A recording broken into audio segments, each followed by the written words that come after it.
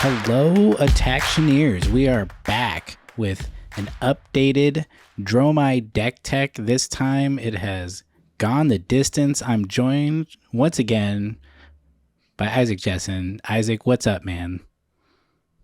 Hey Colin, thanks for having me back for another dragon conversation. You're welcome back to your Uh show. Yeah.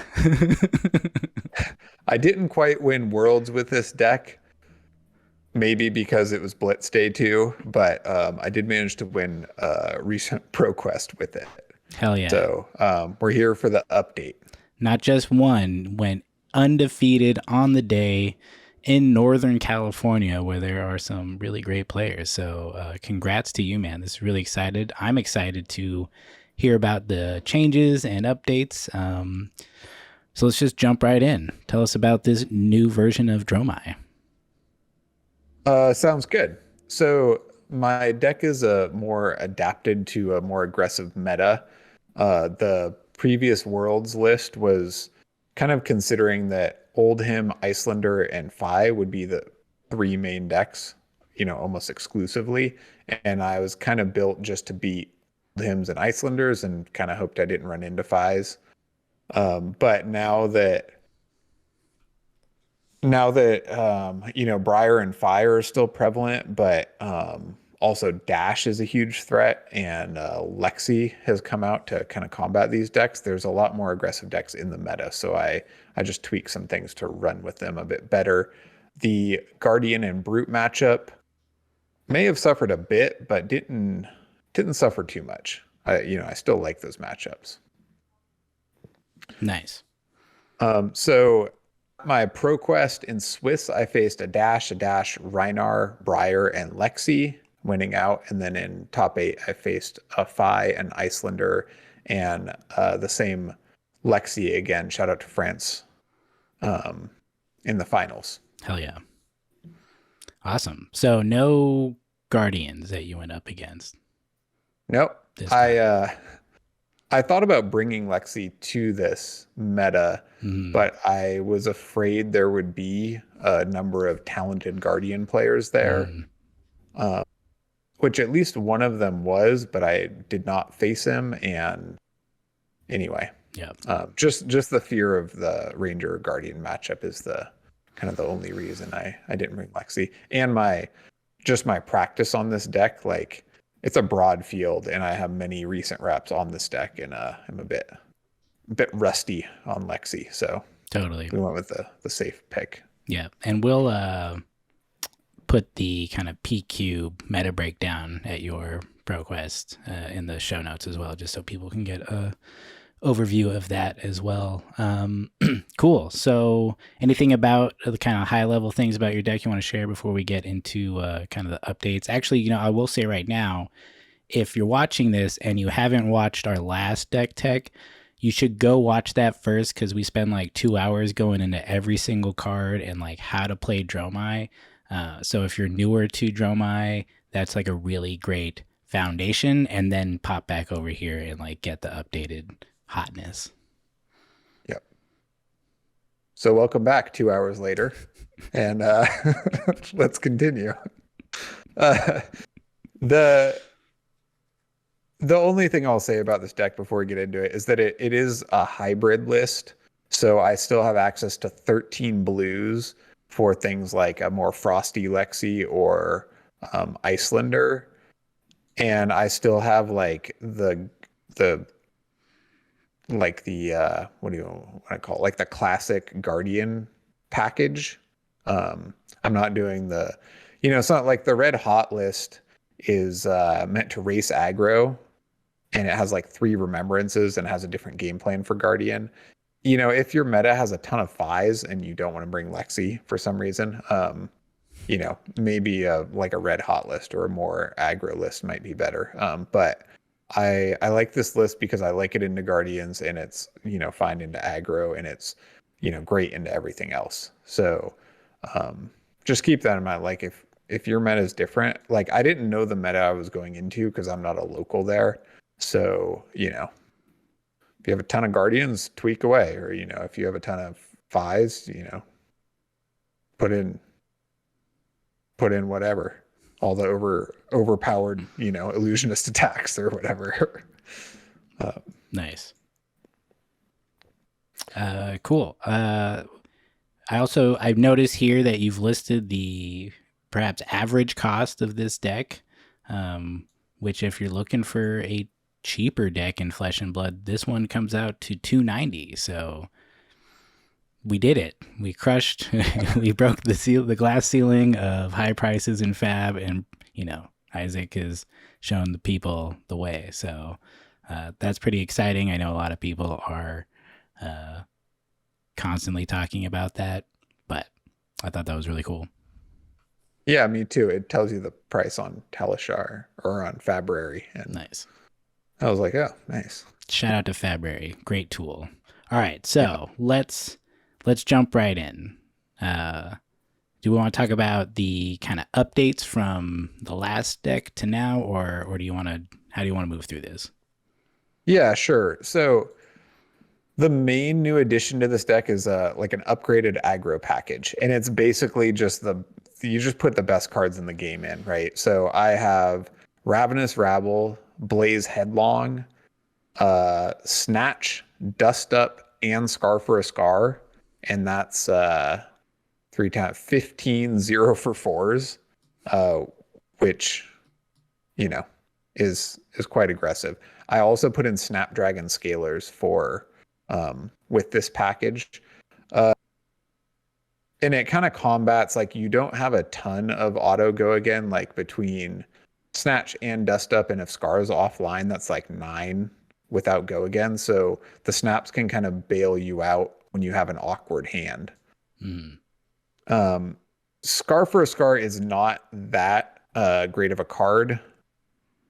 In the deck, it's kind of one of the weaker ones, but 0 for 4 is still strong, and it functions actually against Guardians because it's real, because you usually have less life, so it has go again anyway. So it does fill a role there as well.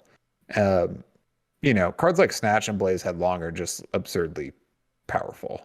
Even though they're not classic Dromai play, it's just too good to pass up. Dust Up blocks for 3 also, so that helps excuse having a bit too many cards without go again in it. Nice. So that's kind of the main change. I would have more Miraging Metamorphs, but it's just another card without go again. So you just kind of have to pick and choose. Otherwise, you get too many clunky hands, I think. One more change I made. I was running up until the week before I played this tournament. I was running 3 Pursuit of Knowledge, which I really love that card, and it's very good. But since I cut down on blues a bit, it just made it a little more awkward to play. And what I found was, if your opponent still has any armor up, that card's just god awful. If they don't have any armor, it's good, but it like doesn't threaten enough when they still can just block with armor. So, and it blocks for 2, which is not great, especially since you have more block for 2s in this deck, and a lot of your strategies require quite a lot of blocking. So I swapped him out for blue Dust Ups, which are also good in the mirror, and just kind of simplifies things. The blue Dust Ups are like, it only costs 1 card to play. They're, blocks for 3. It's a blue. It like does everything you need, since I wasn't really playing the Pursuit of Knowledge enough. Mm-hmm. And if I was taking damage to play it wasn't always a great trade. So I just simplified things. More block for 3s, that's great. I did go down on blues. I run 13 blues now instead of 16. The previous blues were to just make sure you can play through Icelander's taxes and try to survive Viserai. Viserai is less prevalent, and Icelander is still a favored matchup. So making those concessions to be able to run with decks like Fi and Briar and Dash, I think it's well worth it. 13 is still just fine. I guess one last change. I run Wave of Reality also to simplify things. I would run Silken Form, If I had the sideboard space, Silken Form's like better into Guardian, better in the mirror. But in a lot of the aggro matchups, it's like when you're playing Fi, you never want to use a whole card to block one. It does make an Ash, and then it does make an Ashwing, but Fi's really good at just getting rid of your Ashwings with their Phoenix Flames. It's Mm-hmm. like free for them. Mm-hmm. So that doesn't really have any value. And then if you were quelling with a blue, sometimes that was great, but if it didn't come up, it didn't really do anything. So using Wave of Reality like turns 0 and 1 or 1 and 2 or whatever to just kind of odds are one of those blocks is going to help you block a breakpoint. Mm-hmm. And turn off mask, or like against dash you don't care or whatever. So just like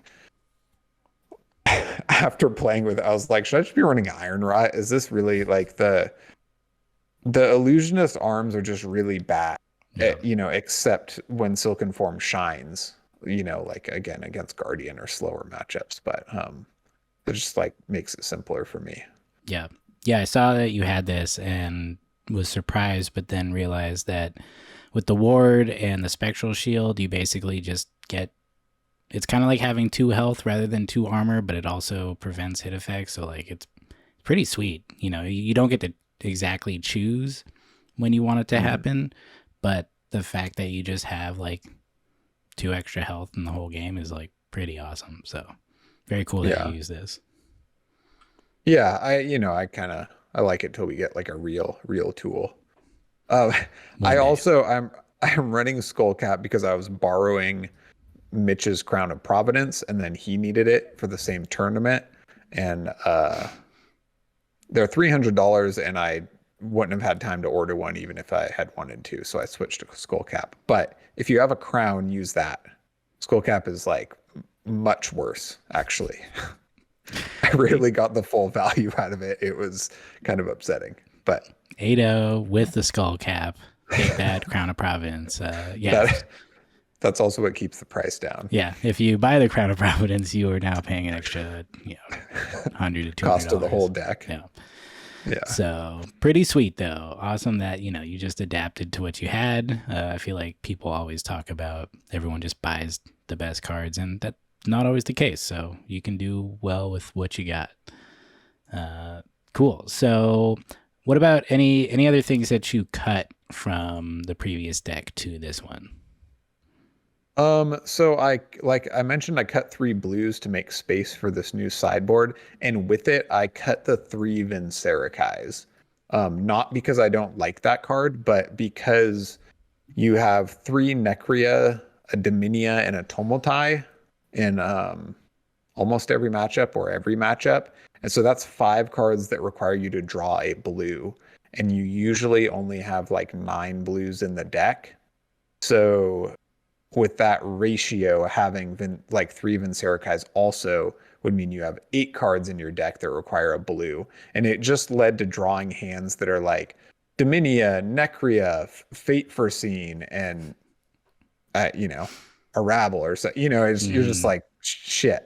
So it's not that I don't like Vinny at all. It's like he's a very strong dragon. I just chose Necria over Vinny, and because of the new ratios I was working with and it liked, it was kind of like a byproduct thing.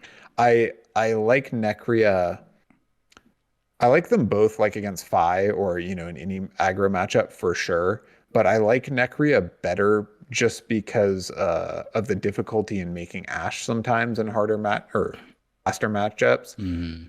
Necria costs you an Ash, but then instantly makes up for it either by hitting or them killing it, or it's like Ash positive and gains you a lot of health and threatens like 8 damage most likely or something. So Vinny threatens 9 once or 6 or whatever, but I think Necria is the better choice because of the Ash economy it affords you. So pick Necria, cut Vinny. It's fine. If you run a higher blue count, I would recommend.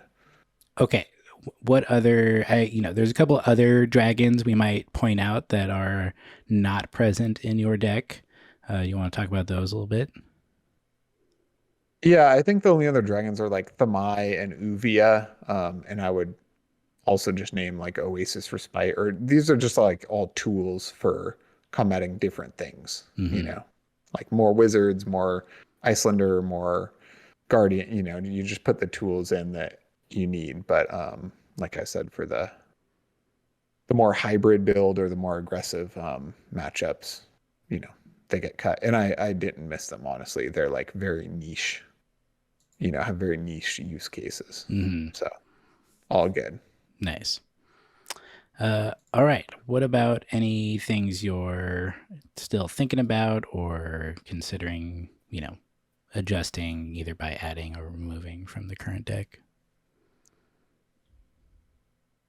So the next thing I might test is Skittering Sands, maybe instead of Scar for a Scar, Hmm. or maybe like cut something else, because that's like another 0 for 4, but they also have to kill the Ashwing, so it's like a 0 for 5 or more if the Ashwing gets to attack in the future, which is like really strong.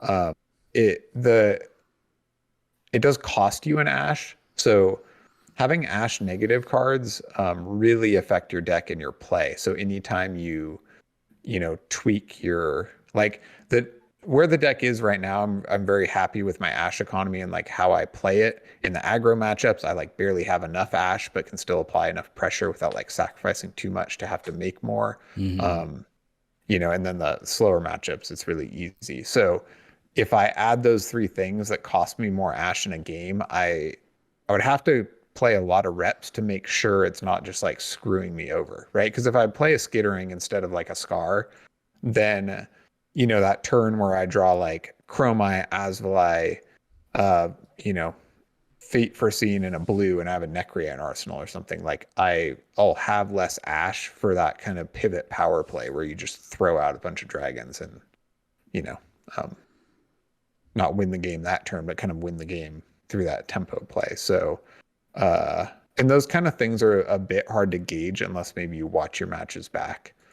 Um, Yeah. because like when you draw that turn, you don't instantly think back across your Ash decisions, throughout the whole game, right? So it's kind of hard to identify like, if I hadn't played that Skittering 3 turns ago, I might have an extra Ash right now, or like the amount of Ash you have at any one time dictates your decision making on how important it is to make more. So Hmm. anyway, it's just like a complex thing to weigh. So that's what I'd look for next. A couple other cards, like I've heard people like the new dusts. My play pattern in a Guardian is always to make them pop something and strip a card. Hmm. And like when you play out a passing Mirage to gain some tempo because they have to kill it, um, on that turn, you don't threaten them with anything. So you face down a 5 card hand. So playing out Dust, you're just going to face down more Guardian 5 card hands. And that sounds very unappealing to me. But if you have a Guardian heavy meta, those Ashes block for 3 and they're red. So like having a couple in your sideboard probably can't hurt. In Hmm. the Guardian, like in the Bravo matchup, I put the red dust ups in, not because I need to play them, but just because then I have more than 60 cards and like another card to block with. So yeah, if you have more Guardians, use the dust. You can block with them at worst or play them at, there's like no downside. So that's something I'd look at. And the last thing I would look at is the Crown of Dominion headpiece. I did test it a bit, not enough for like hard data, but it's starting the game with two, like especially if you go turn 0, starting the game with 2 additional Ash is really, really powerful. Hmm. But like I said, I'm not that unhappy with my Ash economy, so it's not absurd. Maybe if you put Skittering Sands and Crown of Dominion in, it would be, um, more effective. It's just hard to weigh the power of the Crown of Providence 2 block and Hmm. the Arsenal filter. Like Arsenal, my passing, filter it away. Now I have one passing in the deck for late game for sure. So now if I get like pummeled and have to discard the other one, it's like fine. And then against decks like Fi using your armor to pivot, all of those moments are really, really critical, stopping like a crippling crush or whatever. So missing 2 armor is quite a lot more than missing 2 life. I'd Hmm. have to play with the royal build quite a bit to really, come to a conclusion on it. I think it could be good though. Yeah. Yeah. It seems like it would push you in a slightly different direction just because uh, you want to get the most out of that Hmm. benefit. Cool. Yeah. Anything else you're considering right now? Not really. I mean, there's tons of cards that people play. Like we said, like Thamai or Uvia or Oasis, or like a lot of people play Enlightened Strike just because it's very good and versatile. Hmm. The Pursuit of Happiness is really good in the mirror. There's like a million cards you can slot in and out. But Pursuit of um, knowledge. Not have. yep. Pursuit of happiness sounds like an interesting card that we should make. It'll be a card someday. I'll bet Totally. LSS would do that. They Um, would. I I will say because my list is shared now and it'll be in the notes also. I think I have 47 matches on this build, and when I got back from vacation before the Pro Quest, like I didn't play for like 3 or 4 weeks or something, and I got back a week before this Pro Quest, and I think I played 24 games in that week without changing very much. Hmm. So that's kind of my sample size and where I'm working with this. I really, really like this deck and it feels really, really good, but it does kind of maybe feel like the beta version, or like Mm. I don't know what you could improve or if it just fluctuates meta by meta, but um I'm not sure if you could maybe up its consistency a bit or, optimize it a bit more. So there is probably room to improve. I mean, there's always room to improve. There it is. Nice. Okay, cool. Um, how about so we're gonna go through some matchups, but like, how about we just break down kind of the main uh, core of the deck, and then just kind of high level. Uh, you have a couple different packages, so or is it more tied to the matchups? The different packages. Uh, I think every matchup has a different sideboard, but some Okay. are pretty similar. Okay. Well, Um, let's talk about the core just to like kind of get those numbers in, and then we'll go through the matchups and talk about uh the sideboard plan. yeah, sure. So you have a bunch of dragons, obviously, Classic. the best part. Rake is not in the deck because like against Fi, Rake is just like it costs you 2 cards to threaten 3 damage, and then they're gonna kill at least one Ashwing and could get like a mass trigger off a blue snatch or something on a different one. Hmm. So the value goes way down. Like the value of Rake against like Lexi, who doesn't have a weapon and has to like use a card per Ashwing, is insanely high. But Hmm. against Fi, it's just like fairly low. I do run some because I don't want to run too many defense reactions because you want to always be able to threaten something when you gain tempo or when you have tempo. So I think I run like 3 sinks and 1 or 2 fates and then like 1 or 2 rakes, whatever. So also against Dory, your game plan does not require Ashwings and they block for 2. So, rakes should be in the main board. There's just a couple niche cases where they're not, but the rest of the dragons are in there. Optimize is just too expensive. The odds of drawing 2 blues are fairly low unless you're pitch stacking it, in Hmm. which case it's, the most awesome dragon, like in the Guardian matchups or whatever, you pitch stack him. Um, but otherwise, it's just like it blocks, but it's a fairly dead card because it, like I said, because it costs 2 blues. So Hmm. also sideboarded.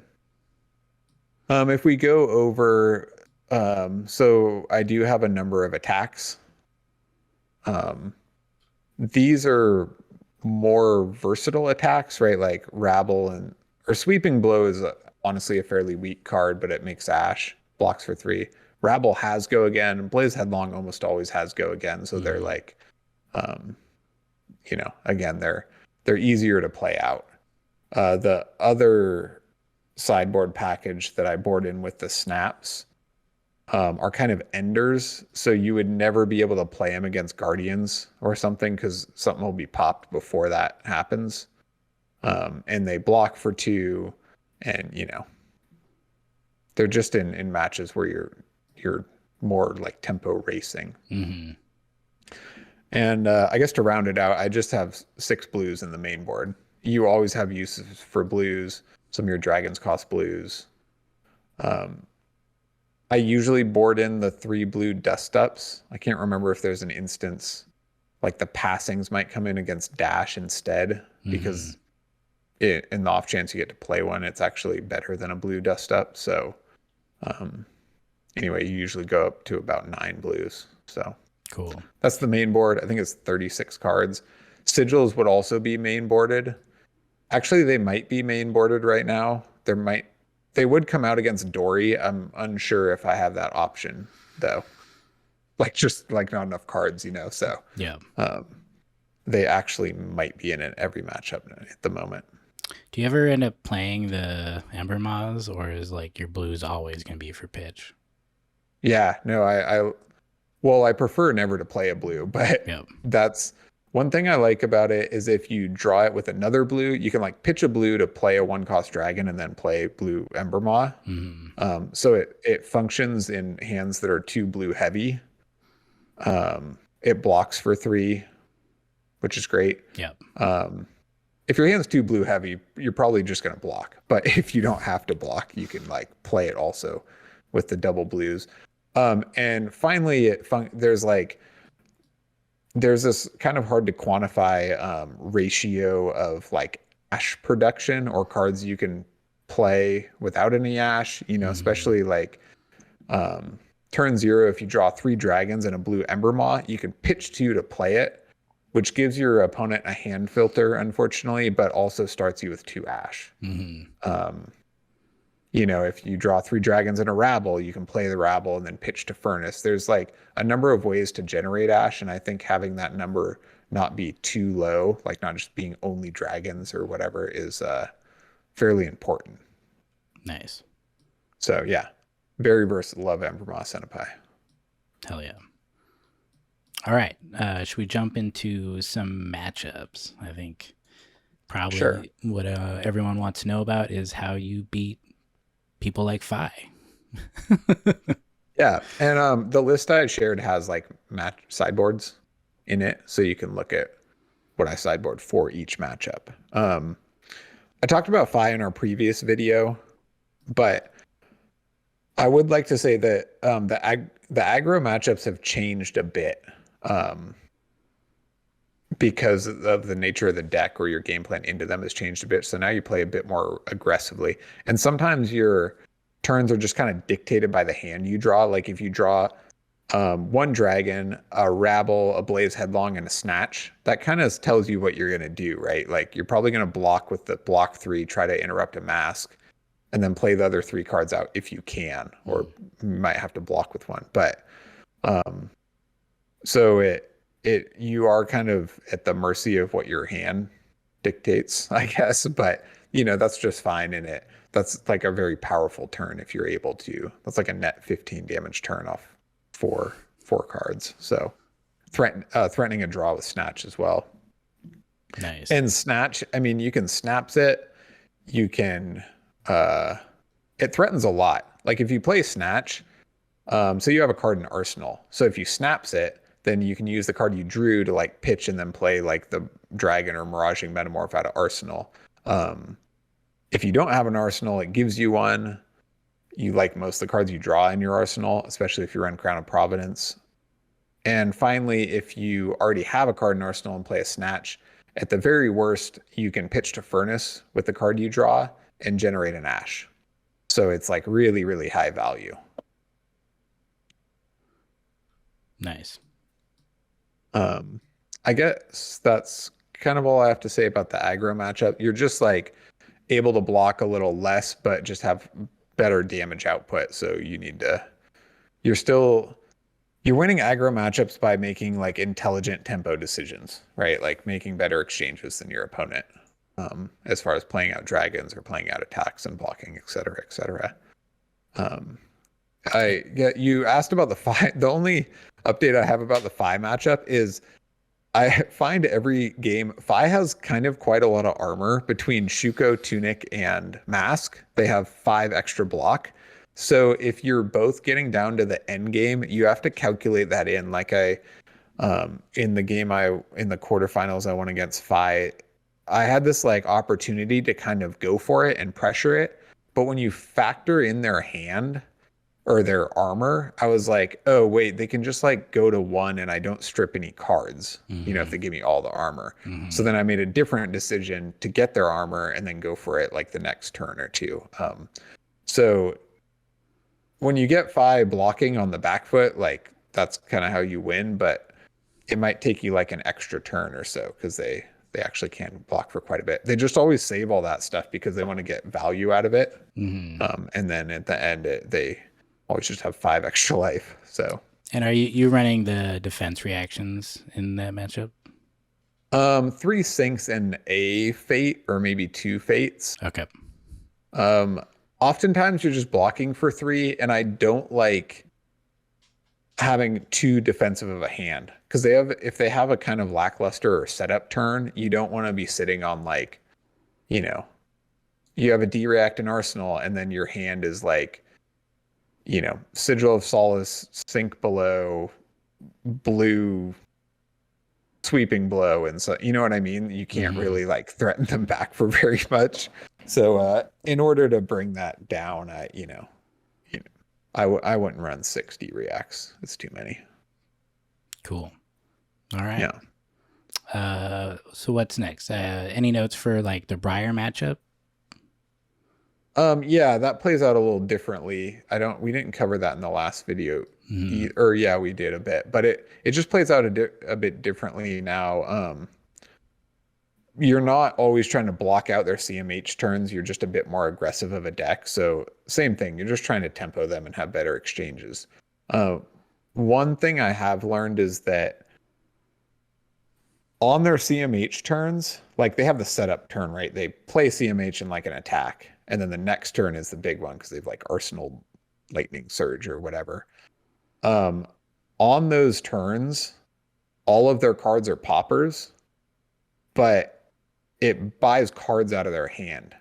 So if on those turns you can play like Dromai, especially Dromai, and then like swing with more dragons. In order to end their turn, you're going to buy 2 cards out of their hand, and those are 2 cards that are going to swing for 7, go again. So I've found that really applying pressure, if you can, like getting ahead before they have a blowout CMH turn, and then being able to like apply pressure and like really punishing them for wanting to keep that hand is very important. Still a very, very difficult matchup, but nice. Yep, I think that's about it for the aggro matchups. You just make good exchanges. Be aggressive and make smart exchanges. Easy. We can all do it, right? Well, here's an interesting one. Let's talk about Dory a little bit. I think this is one that some Dromai players probably are afraid of a little bit just because of Dawnblade counters can stack up on dragons. But what's your strategy going into that one? Yeah, I actually like the Dory matchup, but you're right. It is abysmal if you just try to play into her. It's terrible. It's like unwinnable. But also a number of Dories won their pro quest, so I figured we should probably talk about this matchup. Yeah, totally.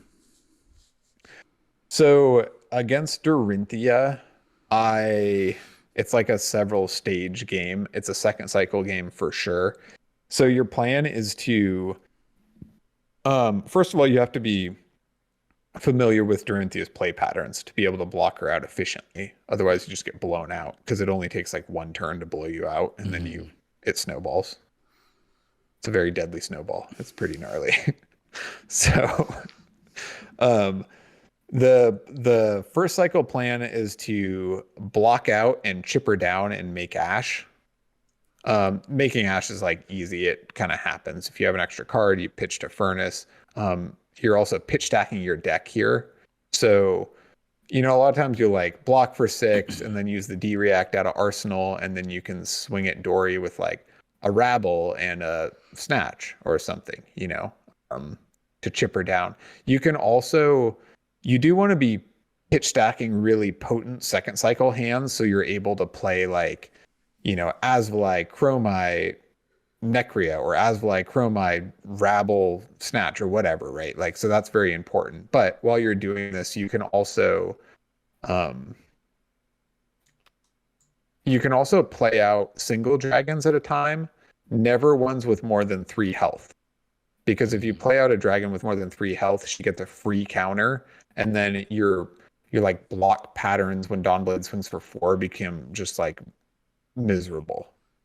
Right? It's like fairly easy when they don't have any counters. It sucks when they have more. So um, you know, just like play a Rabble and then an Asvali, you know, and then you swing and then they have to block or not. And then next turn, she's going to like kill Asvali and then swing with you. And then you block to like prevent the counter. And it just like keeps going like that.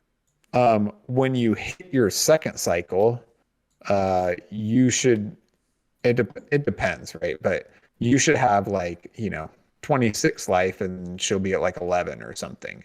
And you have enough ash that now you can just kind of like maybe block a bit, but you're just going to like blow out a bunch of dragons, right? You're going to play out like 3 dragons, and then she can kill them and get a counter.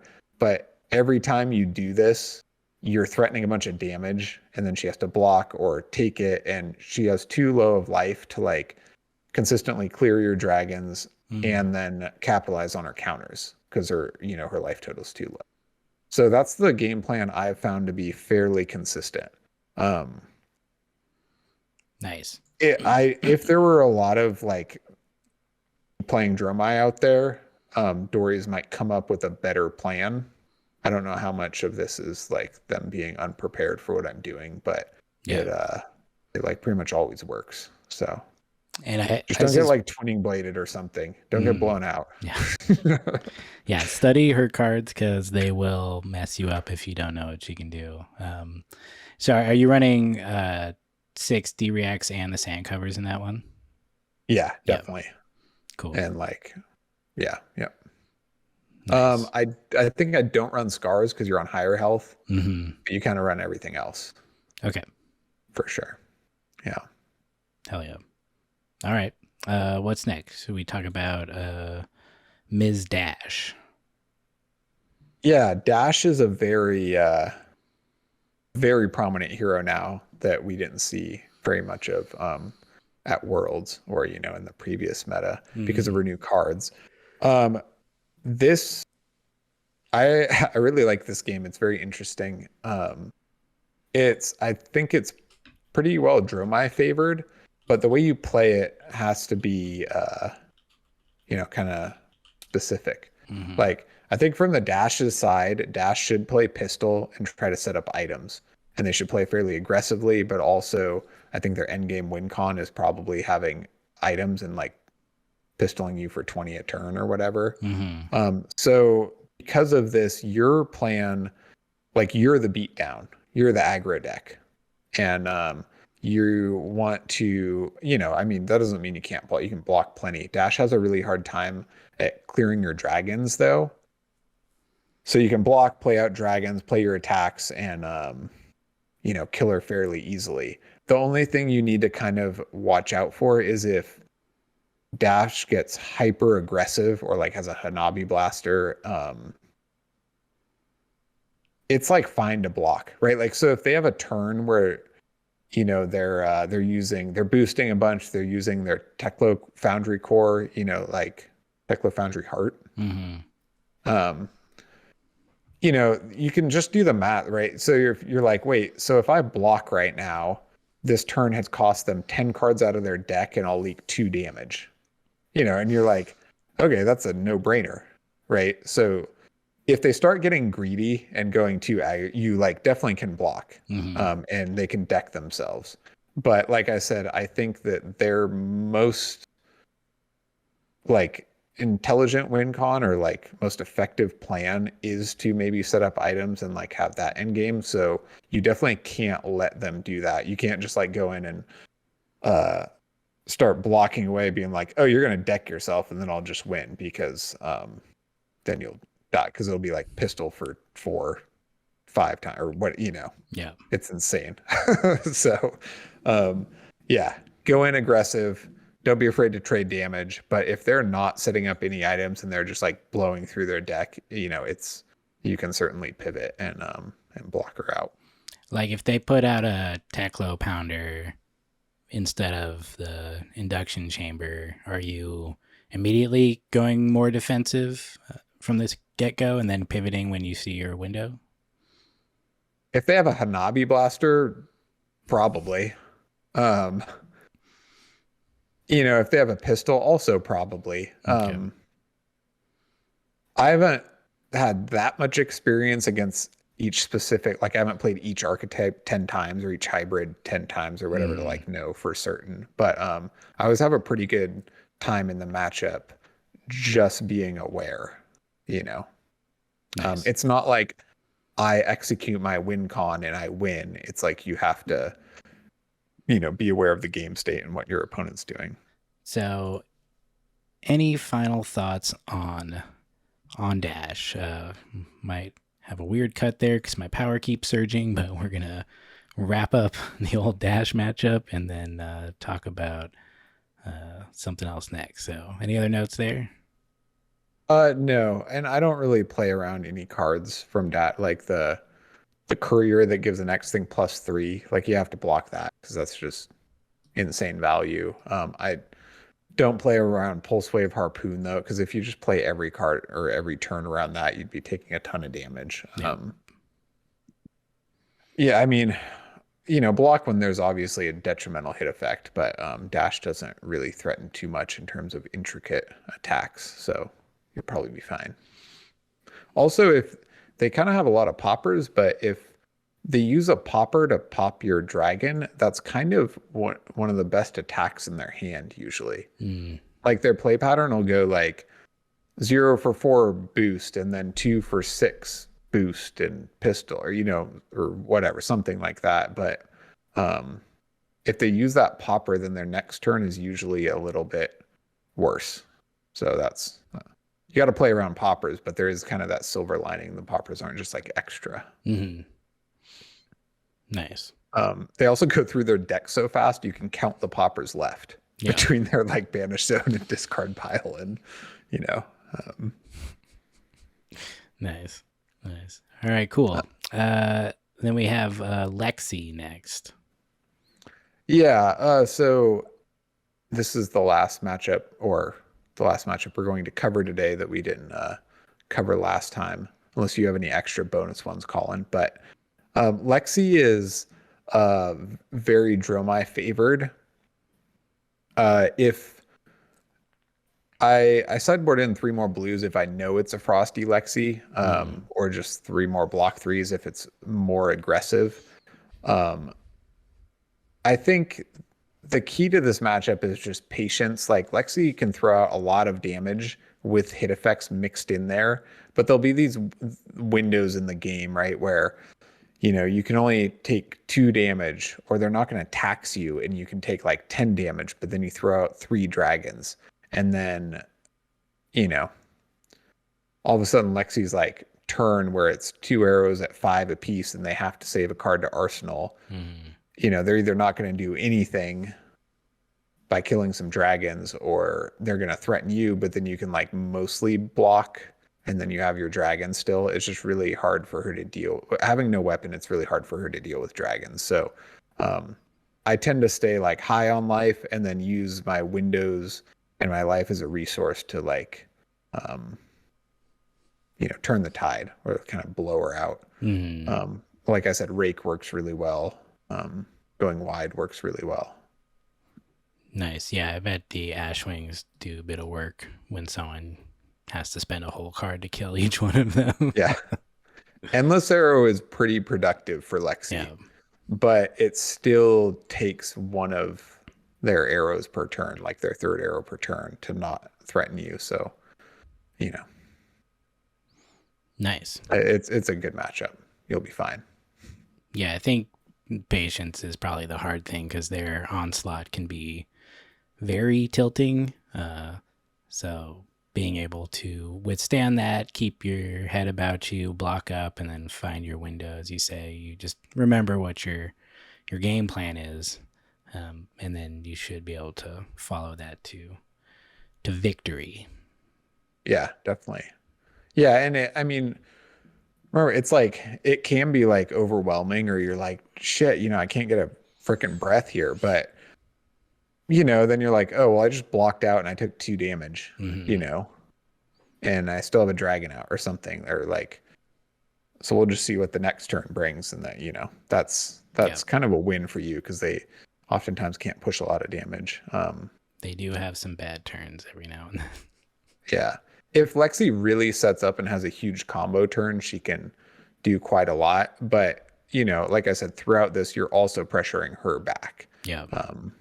with your dragons and high Nice. value cards. I did have a turn, I felt like Cheerios Briar, whereas like had a Rabble, a Blaze Headlong, and a Snatch in hand, and then she threatened like a 1 Frostbite, and it was just like, damn it. Foiled again. Yeah, totally. Nice. All right. So how about this? You're playing against Kano. How do I beat you as Kano? Uh, you go really fast. Yeah, that seems like the Which, only way. yeah, I know it's kind of just dictated by um, what cards you draw as Kano, so that's pretty tough. But like as Dromai, I will like leave myself open early to get Kano'd, Mm-hmm. and then I will very quickly win the game.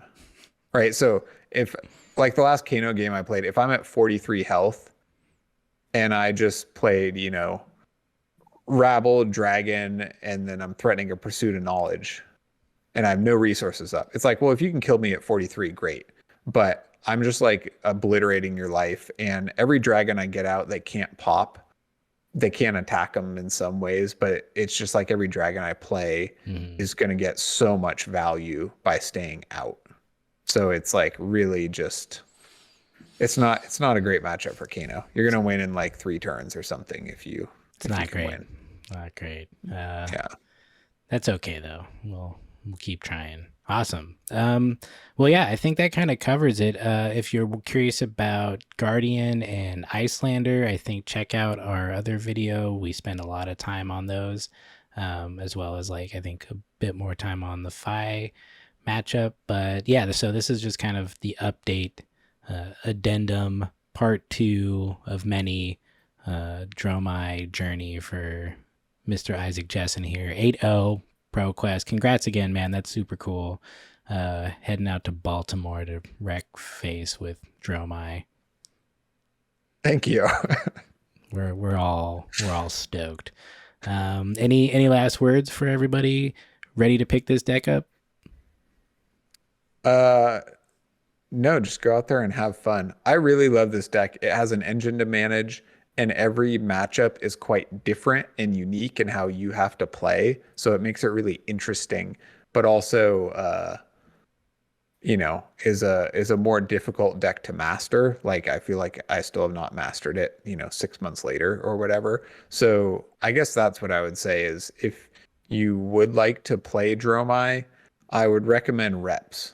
Um, you know, even more than like Fi or Lexi or Mm-hmm. Dash or even Guardian. Like all decks have a lot of intricacies and skill at the highest level, but just the fact that your game plan can be reactive and change so much matchup by matchup Yeah, just adds that level of like learning or complexity to it. But totally.